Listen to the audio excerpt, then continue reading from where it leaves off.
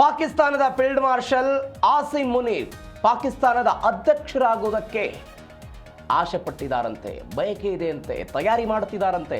ಇಂಥದ್ದೊಂದು ಸುದ್ದಿಗಳು. ಈ ತಯಾರಿಯ ಭಾಗವಾಗಿ ಜಮ್ಮು ಕಾಶ್ಮೀರದಲ್ಲಿ ಅಶಾಂತಿಯನ್ನು ಸೃಷ್ಟಿ ಮಾಡುವುದಕ್ಕೆ ಈ ವ್ಯಕ್ತಿ ಪ್ರಯತ್ನ ಪಡ್ತಿದ್ದಾರೆ ಅಂತ.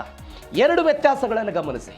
ಒಂದು ಕಡೆ ಮುಸ್ಲಿಂ ರಾಷ್ಟ್ರ UAE ಭಾರತದ ಪರವಾಗಿ ಹಿಂದಿಗಳಲ್ಲಿ ಬರವಣಿಗೆಯನ್ನು ಬರೆದು ಭಾರತ ಭಯೋತ್ಪಾದನೆಯ ವಿರುದ್ಧ ಹೋರಾಟ ಮಾಡ್ತಾ ಇರೋದನ್ನ ಹಾಡಿ ಹೊಗಳ್ತಾ ಇದ್ರೆ, ಇದೇ ನಮ್ಮ ಪಕ್ಕದ ಪಾಕಿಸ್ತಾನ UAE ಸೌದಿ ಅರೇಬಿಯಾದಂಥ ರಾಷ್ಟ್ರಗಳ ಮುಂದೆ ಕೈ ಚಾಚಿ ಭಿಕ್ಷೆ ಬೇಡಿ ಹಣವನ್ನು ತೆಗೆದುಕೊಂಡು ಬಂದು ದೇಶವನ್ನು ನಡೆಸ್ತಾ ಇರುವಂಥ ಈ ಪಾಕಿಸ್ತಾನ ಭಾರತದಲ್ಲಿ ಅಶಾಂತಿಯನ್ನು ಸೃಷ್ಟಿ ಮಾಡೋದಕ್ಕೆ ಪ್ರಯತ್ನವನ್ನು ಪಡ್ತಿದೆ ಅಂತೆ.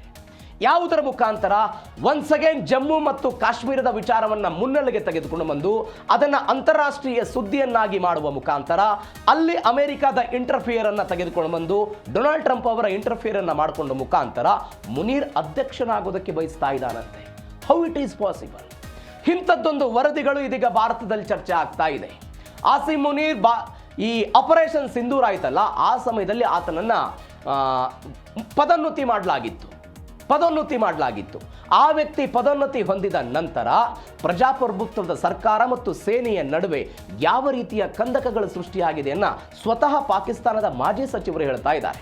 ಪಾಕಿಸ್ತಾನದ ಪ್ರಜಾಪ್ರಭುತ್ವದ ಸರ್ಕಾರಕ್ಕೆ ಕಿಮ್ಮತ್ತಿಲ್ಲದ ರೀತಿಯಲ್ಲಿ ಈ ಮುನೀರ್ ನಡೆದುಕೊಳ್ತಿದ್ದಾರೆ ಎನ್ನುವಂತಹ ಸುದ್ದಿಗಳು ಬರ್ತಾ ಇದೆ. ಹಾಗಾದ್ರೆ ಏನಿದು ಸುದ್ದಿ? ಟ್ರಂಪ್ ಗಮನವನ್ನ ಸೆಳೆಯುವುದಕ್ಕೆ ಇದೀಗ ಮುನೀರ್ ವಿಧ್ವಂಸಕ ಕೃತ್ಯಕ್ಕೆ ಮುಂದಾಗ್ತಿದ್ದಾರೆ ಎನ್ನುವಂತಹ ಸುದ್ದಿ. 2019ರಲ್ಲಿ ಕಾಶ್ಮೀರದ ವಿಚಾರದಲ್ಲಿ ಮಧ್ಯಸ್ಥಿಕೆಯನ್ನು ತೋರಿಸೋದಕ್ಕೆ ಡೊನಾಲ್ಡ್ ಟ್ರಂಪ್ ಹೇಳಿದ್ರು. ಅಂದರೆ ನಾನು ಬರ್ತೀನಿ, ಎರಡೂ ದೇಶಗಳು ಒಪ್ಪಿಕೊಂಡ್ರೆ ಅನೇಕ ವರ್ಷಗಳಿಂದ ಇರುವಂತಹ ಈ ಸಮಸ್ಯೆಯನ್ನು ನಾನು ಬಗೆಹರಿಸ್ತೀನಿ ಅಂತ ಡೊನಾಲ್ಡ್ ಟ್ರಂಪ್ ಹೇಳಿದರು.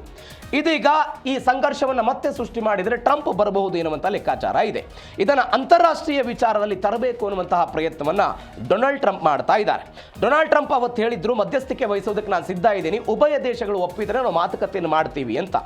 ಈ ಹಿಂದೆ ಆಪರೇಷನ್ ಸಿಂಧೂರ್ ಸಮಯದಲ್ಲಿ ಪಹಲ್ಗಾಮ್ ಘಟನೆ ಆದಾಗ ನಾನೇ ಯುದ್ಧ ನಿಲ್ಲಿಸಿದ್ದೀನಿ ಅಂತ ಟ್ರಂಪ್ ಹೇಳಿಕೆ ಕೊಟ್ಟಿದ್ದನ್ನ ನಾವು ನೋಡಿದ್ದೀವಿ. ಅವತ್ತೇ ಮುನೀರ್ ಮೇಲೆ ಎದ್ದು ಕೂತಿದ್ದನ್ನು ಕೂಡ ನಾವು ನೋಡಿದ್ದೀವಿ. ಇದರ ಜೊತೆಗೆ ನೀವು ಪಾಕಿಸ್ತಾನ ಮತ್ತು ಭಾರತದ ಜೊತೆಗೆ ಕೆಲವೊಂದಿಷ್ಟು ಒಪ್ಪಂದ ಆಗಿದೆ. ಯಾವ್ಯಾವ ಒಪ್ಪಂದ? 1972ರಲ್ಲಿ ಶಿಮ್ಲಾ ಒಪ್ಪಂದ ಆಗಿದೆ.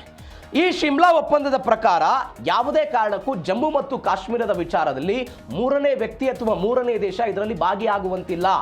ಎರಡು ರಾಷ್ಟ್ರಗಳು ಮಾತ್ರ ಈ ಸಮಸ್ಯೆಯನ್ನು ಬಗೆಹರಿಸಿಕೊಳ್ಳಬೇಕು ಅಂತ. ಆದರೂ ಕೂಡ ಇದನ್ನು ಪಾಕಿಸ್ತಾನ ಅಂತಾರಾಷ್ಟ್ರೀಯ ಮಟ್ಟದಲ್ಲಿ ಬಿಂಬಿಸುವ ಪ್ರಯತ್ನವನ್ನು ಮಾಡುತ್ತೆ, ವಿಶ್ವಸಂಸ್ಥೆಗೆ ತೆಗೆದುಕೊಂಡು ಹೋಗುತ್ತೆ. 1999ರಲ್ಲಿ ಅಟಲ್ ಬಿಹಾರಿ ವಾಜಪೇಯಿ ಲಾಹೋರ್ ಒಪ್ಪಂದವನ್ನು ಮಾಡಿಕೊಂಡ್ರು. ಈ ಲಾಹೋರ್ ಒಪ್ಪಂದದ ಪ್ರಕಾರವೂ ಕೂಡ ನೇರ ಮಾತುಕತೆಯ ಮುಖಾಂತರ ನಮ್ಮ ಮತ್ತು ನಿಮ್ಮ ಸಮಸ್ಯೆಗಳನ್ನು ಬಗೆಹರಿಸಿಕೊಳ್ಳಬೇಕು, ಮೂರನೇ ವ್ಯಕ್ತಿ ಯಾವುದೇ ಕಾರಣಕ್ಕೂ ಇದರ ನಡುವೆ ಬರಬಾರದು ಅಂತ ಒಪ್ಪಂದ ಆಗಿದೆ. ಈ ಒಪ್ಪಂದಗಳ ಅನೇಕ ಬಾರಿ ಪಾಕಿಸ್ತಾನದವರು ಮುರಿದಿದ್ದಾರೆ. ಒನ್ಸ್ ಅಗೇನ್ ಅಂತಹ ಒಪ್ಪಂದವನ್ನು ಮುರಿಯೋದಕ್ಕೆ ಈ ಮುನೀರ್ ಸಜ್ಜಾಗಿದ್ದಾರೆ ಎನ್ನುವಂತಹ ಪ್ರಶ್ನೆಗಳಿದೆ. ಇದರ ಜೊತೆಗೆ ಇದನ್ನು ವಿಶ್ವಸಂಸ್ಥೆಗೆ ತೆಗೆದುಕೊಂಡು ಹೋಗಿ ಅಲ್ಲಿ ಇದರ ಬಗ್ಗೆ ಚರ್ಚೆ ಮಾಡಿ ಅಲ್ಲಿ ಭಾರತವನ್ನು ಇದು ಮಾಡಬೇಕು ಅನ್ನೋ ಪ್ರಯತ್ನ ಇದೆಯಲ್ಲ, ಈ ಹಿಂದೆಯೂ ಕೂಡ ಆಗಿದೆ. ಆದರೆ UAE ಸೌದಿ ಅರೇಬಿಯಾ ಸೇರಿದಂತೆ ಅನೇಕ ದೇಶಗಳು ಭಾರತದ ಪರವಾಗಿ ವೋಟ್ ಹಾಕಿದ್ದನ್ನು ನೋಡಿದ್ದೀವಿ. ಹೀಗಾಗಿ ಇದನ್ನ ಏನು ಮಾಡ್ತಾರೆ ಎನ್ನುವಂತಹ ಪ್ರಶ್ನೆ ಇದೆ. ಈ ವಿಚಾರಕ್ಕೆ ಸಂಬಂಧಪಟ್ಟಂತೆ ಅಂದ್ರೆ ಮುನೀರ್ ಅವರನ್ನ ಹಾಡಿ ಹೊಗಳೋ ಪ್ರಯತ್ನವನ್ನ ಡೊನಾಲ್ಡ್ ಟ್ರಂಪ್ ಮೇಲಿಂದ ಮೇಲೆ ಮಾಡಿದ್ದಾರೆ. ಒನ್ಸ್ ಅಗೇನ್ ಮಾತನಾಡಿದ್ದಾರೆ. ಏನು ಹೇಳಿದ್ರು ಒಂದ್ಸರಿ ಕೇಳಿಸ್ಕೊಳ್ಳಿ. We have great respect for Pakistan and Islamabad and tremendous respect for the Prime Minister and the Field Marshal, and they're working with us. They continue to work with us, but the trip is a very long one and we're doing everything in terms of negotiating right now, in terms of the negotiation telephonically. ಈ ಮುನೀರ್ ಎನ್ನುವಂತಹ ವ್ಯಕ್ತಿ ಶಹಬಾಜ್ ಶರೀಫ್ ಅವರ ಹುದ್ದೆಯ ಮೇಲೆ ಕಣ್ಣಿಟ್ಟಿದ್ದಾರೆ. ಹೇಗೆ? King maker ಪಾತ್ರದಲ್ಲಿ ಸೇನೆ ಇದೆ. ಪಾಕಿಸ್ತಾನದಲ್ಲಿ ಯಾರು ಪ್ರಧಾನಿ ಆಗಬೇಕು, ಪಾಕಿಸ್ತಾನದ ಆರ್ಥಿಕ ಚಟುವಟಿಕೆ, ಪಾಕಿಸ್ತಾನದಲ್ಲಿ ಯಾರು ಹೂಡಿಕೆ ಮಾಡಬೇಕು, ಏನು ಎತ್ತ ಎಲ್ಲವನ್ನ ನಿರ್ಧಾರ ಮಾಡೋದು ಅಲ್ಲಿಯ ಸೇನೆ. ಇದನ್ನು ನೀವು ಗಮನಿಸಬೇಕಾದ ಸಂಗತಿ. ಒಂದು ಪ್ರಜಾಪ್ರಭುತ್ವ ಸರ್ಕಾರ ಇದ್ದಾಗಲೂ ಕೂಡ ಎಲ್ಲ ಆಡಳಿತವನ್ನ ಸೇನೆಯೇ ತನ್ನ ಲಗಾಮವಾಗಿ ಹಿಡಿದುಕೊಂಡು ಅದನ್ನು ನಿಯಂತ್ರಣ ಮಾಡೋ ಪ್ರಯತ್ನವನ್ನು ಮಾಡುತ್ತೆ. ಅದೇ ರೀತಿಯಲ್ಲಿ ಮುನೀರ್ ಕೂಡ ಮಾಡ್ತಿದ್ದಾರೆ. ಅದರ ಭಾಗವಾಗಿ ಆ ಹುದ್ದೆಗೆ ಏರಬೇಕು ಅನ್ನೋ ಕನಸನ್ನು ಕಂಡಿದ್ದಾರೆ. ಆರ್ಥಿಕ ನಿರ್ಧಾರಗಳಲ್ಲಿ ಹಸ್ತಕ್ಷೇಪವನ್ನು ಮಾಡ್ತಾರೆ ಅವರು. ಅಂದರೆ ಯಾರು ಹೂಡಿಕೆಯನ್ನು ಮಾಡಬೇಕು ಅಂತ ಈ ವಿದೇಶಿ ಹೂಡಿಕೆದಾರರು ಪಾಕಿಸ್ತಾನಕ್ಕೆ ಬರ್ತಾರಲ್ಲ, ಅವರು ಮೊದಲು ಪ್ರಧಾನಿಗಳನ್ನು ಭೇಟಿ ಮಾಡ್ತೀವಿ, ವಿದೇಶಾಂಗ ಸಚಿವರನ್ನು ಭೇಟಿ ಮಾಡ್ತೀವಿ, ಹಣಕಾಸು ಸಚಿವರನ್ನು ಭೇಟಿ ಮಾಡ್ತೀವಿ ಅಂತ ಹೇಳಲ್ಲಂತೆ.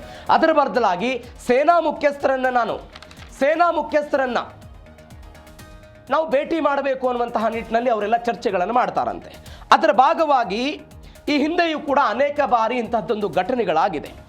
ಅಲ್ಲಿಯ ಪಾವದ್ ಚೌಧರಿ ಅಂತ ಎಕ್ಸ್ ಮಿನಿಸ್ಟರ್ ಅವರು ಪಾಕಿಸ್ತಾನದ, ಅವರು ಹೇಳ್ತಾರೆ ಪ್ರಜಾಪ್ರಭುತ್ವದ ಮೂಲಕ ಆಯ್ಕೆ ಆದರೂ ಕೂಡ ಇಲ್ಲಿಯ ಸರ್ಕಾರ ಮುನೀರ್ ಅತಿ ದೊಡ್ಡ ಪಾತ್ರವನ್ನು ಇಲ್ಲಿ ವಹಿಸ್ತಾ ಇದ್ದಾನೆ, ಶಹಬಾಜ್ ಶರೀಫ್ ಮುನೀರ್ ಅವರ ಕೈಗೊಂಬೆಯಾಗಿ ಕೆಲಸ ಮಾಡ್ತಿದ್ದಾರೆ ಅಂತ ಅಲ್ಲಿಯ ಮಾಜಿ ಸಚಿವರು ಕೊಡ್ತಾ ಇರುವಂತಹ ಹೇಳಿಕೆ ಇದು. ಆ ನಿಟ್ಟಿನಲ್ಲಿ ಅವರೊಂದು ಪ್ರಯತ್ನವನ್ನು ಮಾಡ್ತಿದ್ದಾರೆ. ಇದರ ಜೊತೆಗೆ ಪಾಕಿಸ್ತಾನದಲ್ಲಿ ಮಿಲಿಟರಿ ಆಡಳಿತಗಳು ಬಂದಿದ್ದೇನು ದೊಡ್ಡ ಇದೇ ಮೊಟ್ಟ ಮೊದಲಿಗೆ ಮುನೀರ್ ಏನು ಪ್ರಯತ್ನ ಪಡ್ತಿದ್ದಾರೆ ಅಂತಲ್ಲ. ಈ ಹಿಂದೆಯೂ ಕೂಡ ಅನೇಕ ಬಾರಿ ಆಗಿದೆ. 1958ರಿಂದ 1969 ತನಕ ಅಯೂಬ್ ಖಾನ್ ದೇಶದ ಪ್ರಧಾನಿಯಾಗಿದ್ದರು. ಇವರು ಅವತ್ತಿನ ಅಧ್ಯಕ್ಷರಾಗಿದ್ದಂತಹ ಇಂದರ್ ಮಿರ್ಜಾ ಅವರನ್ನ ಪದುಚ್ಯುತಿ ಮಾಡುವ ಮುಖಾಂತರ ಪ್ರಧಾನಿ ಹುದ್ದೆಗೆ ಏರಿದಂತಹ ವ್ಯಕ್ತಿ. ಮೊದಲ ಬಾರಿಗೆ ಮಿಲಿಟರಿ ಆಡಳಿತ ಬಂದಿತ್ತಲ್ಲಿ 1969ರಿಂದ 1971ರಲ್ಲಿ ಜನರಲ್ ಯಾಹ್ಯಾ ಖಾನ್, ಅಯೂಬ್ ಖಾನ್ ನಂತರ ಬಂದಂತಹ ವ್ಯಕ್ತಿ. ಇದು ಕೂಡ ಮಿಲಿಟರಿ ಆಡಳಿತ ಆಗಿತ್ತು. 1977ರಿಂದ 1988 ತನಕ ಜಿಯಾ ಉಲ್ ಹಕ್, ಈ ಜಿಯಾ ಉಲ್ ಹಕ್ ಎನ್ನುವಂಥ ವ್ಯಕ್ತಿ ಜುಲ್ಫಿಕರ್ ಅಲಿ ಭಟ್ ಅವರ ಸರ್ಕಾರವನ್ನು ಕೆಡವಿ ಪ್ರಧಾನಿ ಹುದ್ದೆಗೇರಿದ್ರು. 1999ರಿಂದ 2008 ತನಕ ಪರ್ವೇಜ್ ಮುಷರಫ್, ಕಾರ್ಗಿಲ್ ಯುದ್ಧ ಆಯ್ತಲ್ಲ ಆ ಸಮಯದಲ್ಲಿ ನವಾಜ್ ಶರೀಫ್ ವಿರುದ್ಧ ದಂಗೆ ಎಬ್ಬಿಸಿ ಸರ್ಕಾರವನ್ನು ಕೆಡವಿ ಅದೇ ರೀತಿಯಲ್ಲಿ ಅಲ್ಲಿಯ ಸೇನಾ ಮುಖ್ಯಸ್ಥ ಅಧಿಕಾರದ ಚುಕ್ಕಾಣಿಯನ್ನು ಹಿಡಿದಿದ್ರು.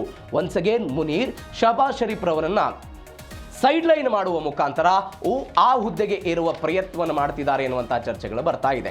ಎಲ್ಲಿಂದ? ಪಾಕಿಸ್ತಾನದಿಂದ ಆಗ್ತಾ ಇರುವಂತಹ ಬೆಳವಣಿಗೆ. ಇದರ ಜೊತೆಗೆ ಕಾಶ್ಮೀರದಲ್ಲಿ ವಿಧ್ವಂಸಕ ಕೃತ್ಯಕ್ಕೆ ಮುನೀರ್ ಯತ್ನಿಸ್ತಾ ಇದ್ದಾರೆ ಅಂತ. ಯಾವಾಗ ಮುನೀರ್ ಅಲ್ಲಿಯ ಸೇನಾ ಮುಖ್ಯಸ್ಥರಾದರೂ ಅವತ್ತಿನಿಂದ ಯುದ್ಧದ ಕಾರ್ಯತಂತ್ರ ಅಂದರೆ ಭಯೋತ್ಪಾದನೆಗೆ ಹೆಚ್ಚು ಪ್ರೋತ್ಸಾಹ ಕೊಡೋ ಪ್ರಯತ್ನಗಳು ಆಗ್ತಾ ಇತ್ತು. ಹೇಗೆ? ಗಡಿಯಾಚೆಗಿನ ಭಯೋತ್ಪಾದನೆಯನ್ನು ಪ್ರೋತ್ಸಾಹ ಮಾಡೋದು, ಸಾಮಾಜಿಕ ಜಾಲತಾಣಗಳ ಮುಖಾಂತರ ಕಾಶ್ಮೀರಿ ಯುವಕರನ್ನು ದಿಕ್ತಪ್ಪಿಸೋದು, ಕಾಶ್ಮೀರ ಕಣಿವೆಗಿಂತ ಹೆಚ್ಚಾಗಿ ಜಮ್ಮು ಮತ್ತು ರಜೌರಿ ಪೂಂಚ್ ವಲಯದಲ್ಲಿ ಭಯೋತ್ಪಾದನಾ ಚಟುವಟಿಕೆಗಳನ್ನು ಹೆಚ್ಚಿಸೋದು, ಅಲ್ಲಿಯ ನುಸುಳುವಳಿಕೆ, ಪಾಕ್ ಒಳಗಡೆ ಆರ್ಥಿಕವಾಗಿ ದಿವಾಳಿಯಾಗಿರುವ ಸಮಯದಲ್ಲಿ ಅಲ್ಲಿಯ ಪರಿಸ್ಥಿತಿ ಹೆಂಗಿದೆ ಅನ್ನೋದನ್ನು ನಾವು ನೋಡ್ತಾ ಇದ್ದೀವಿ.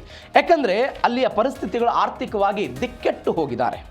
ಗಡಿಯಾಚೆಗಿನ ಭಯೋತ್ಪಾದನೆ ಮತ್ತು ಡಿಜಿಟಲ್ ಯುದ್ಧವನ್ನು ಅವರು ಮಾಡ್ತಾ ಇದ್ದಾರೆ. ಏನು ಅಂತ ಹೇಳಿದರೆ, ಈ ಹಿಂದೆ ಇದ್ದಂಥ ಭಯೋತ್ಪಾದಕ ಸಂಘಟನೆಗಳ ಬದಲಾಗಿ ದ ರೆಸಿಸ್ಟೆಂಟ್ ಫ್ರಂಟ್ ಎನ್ನುವಂತಹ ಸಂಘಟನೆ ಮುಖಾಂತರ ಕಾಶ್ಮೀರದ ಯುವಕರಲ್ಲಿ ಭಯೋತ್ಪಾದನೆಯ ಬೀಜವನ್ನು ಬಿತ್ತಿ ಅವರನ್ನು ಡೈವರ್ಟ್ ಮಾಡಿ ಭಾರತದ ವಿರುದ್ಧ ಭಯೋತ್ಪಾದಕರಿಗೆ ಸಹಾಯ ಮಾಡೋ ಪ್ರಯತ್ನವನ್ನು ಮುನೀರ್ ಅವರು ಮಾಡ್ತಿದ್ದಾರೆ ಅಂತ ಪಹಲ್ಗಾಮ್ ವಿಚಾರದಲ್ಲೂ ಕೂಡ ಇಂಥದ್ದೊಂದು ಆರೋಪ ಕೇಳಿ ಬಂದಿತ್ತು. ಒಬ್ಬ ವ್ಯಕ್ತಿಯ ಸಹಾಯವನ್ನು ಪಡೆದುಕೊಂಡು ಇಂಥದ್ದೊಂದು ದಾಳಿಯನ್ನು ಮಾಡಿದ್ದಾರೆ ಅಂತ. ಆರ್ಟಿಕಲ್ 370 ಅಬ್ರಾಗೇಷನ್ ಆದ ನಂತರ ಈ ಪ್ರಮಾಣ ಕಡಿಮೆ ಆಗಿದೆ ಅಂತ ಹೇಳ್ತಿದ್ದಾರೆ. ಬಟ್ ಮುನೀರ್ ಇಂಥದ್ದೊಂದು ದಾಳಿ ಮಾಡೋದಕ್ಕೆ ಇದಕ್ಕೆ ಪ್ರಯತ್ನವನ್ನು ಪಡ್ತಿದ್ದಾರೆ ಅಂತ. ಭಾರತದಲ್ಲಿ ದಾಳಿಗೆ 2 ಯೋಜನೆಯನ್ನು ಹಾಕ್ಕೊಂಡಿದ್ದಾರಂತೆ. ಏನು 2 ಯೋಜನೆ? ಸ್ಥಳೀಯ ಭಯೋತ್ಪಾದಕ ಜಾಲವನ್ನು ಸಕ್ರಿಯಗೊಳಿಸೋದು. ಈ ಹಿಂದೆ ಆರ್ಟಿಕಲ್ 370 ಅಬ್ರಾಗೇಷನ್ ಆಗೋದಕ್ಕಿಂತ ಮೊದಲು ಕಲ್ಲು ತೂರಾಟಕ್ಕೆ ದುಡ್ಡು ಕೊಡಲಾಗ್ತಾ ಇತ್ತು. ಎಲ್ಲಿ? ಜಮ್ಮು ಕಾಶ್ಮೀರದಲ್ಲಿ ಮನೆಗಳಿಗೆ ಎಲ್ಲಿ ಕಾಣುತ್ತಾ ಅಲ್ಲಿ ಕಲ್ಲು ಹೊಡಿತಾ ಇದ್ರಲ್ಲ, ಅವರಿಗೆ ಹಣ ಸಿಗ್ತಾ ಇತ್ತು. ಎಲ್ಲಿಂದ? ಭಯೋತ್ಪಾದನೆ ಸಂಘಟನೆಗಳಿಂದ ಹಣ ಬರ್ತಾ ಇತ್ತು. ಇದೀಗ ಅದರ ಪ್ರಮಾಣ ಕಡಿಮೆ ಆಗಿದೆ ಅಂತ ಹೇಳ್ತಿದ್ದಾರೆ. ಬಟ್ ಆ ಜಾಲವನ್ನು ಮತ್ತೊಮ್ಮೆ ಸಕ್ರಿಯಗೊಳಿಸಬೇಕು ಅನ್ನೋ ಪ್ರಯತ್ನ ಮುನೀರ್ ಅವ್ರದ್ದಿದೆ ಅಂತೆ. ಆ ಮುಖಾಂತರ ಭಾರತದ ಪ್ರವಾಸೋದ್ಯಮವನ್ನು ನೆಲಕಚ್ಚೋದು ಮತ್ತು ಭದ್ರತಾ ಪಡೆಗಳು ಚದುರುವಂತೆ ಮಾಡೋದು. ನೀವು ಪಹಲ್ಗಾಮ್ನಲ್ಲಿ ವಿದೇಶಿಗರು ಬರ್ತಾ ಇದ್ರು, ಅದನ್ನು ಸ್ವಿಟ್ಜರ್ಲ್ಯಾಂಡ್ ಅಂತ ಕರೆಯಲಾಗ್ತಾ ಇತ್ತು. ಹೀಗಾಗಿ ಅನೇಕ ಜನ ಅಲ್ಲಿ ಹೋಗ್ತಾ ಇದ್ರು. ಅದರ ಜೊತೆಗೆ ಅಲ್ಲಿ ಯಾವಾಗ ದಾಳಿ ಆಯಿತೋ 70% ಪ್ರವಾಸೋದ್ಯಮ ಕುಂಠಿತ ಆಗಿಬಿಡ್ತು. ಇಂಥದ್ದೊಂದು ದಾಳಿ ಮಾಡೋದಕ್ಕೆ ಮುನೀರ್ ಪ್ರಯತ್ನ ಪಡ್ತಿದ್ದಾರಂತೆ. ಆದರೆ ಭಾರತೀಯ ಸೇನೆ ಮಾತ್ರ ಸದ್ಭಾವನ್ ಕಾರ್ಯಾಚರಣೆಯ ಮುಖಾಂತರ ಇವೆಲ್ಲವನ್ನ ಮಟ್ಟ ಹಾಕೋದಕ್ಕೆ ಇದೀಗ ಪ್ರಯತ್ನವನ್ನು ಪಡ್ತಾ ಇದೆ.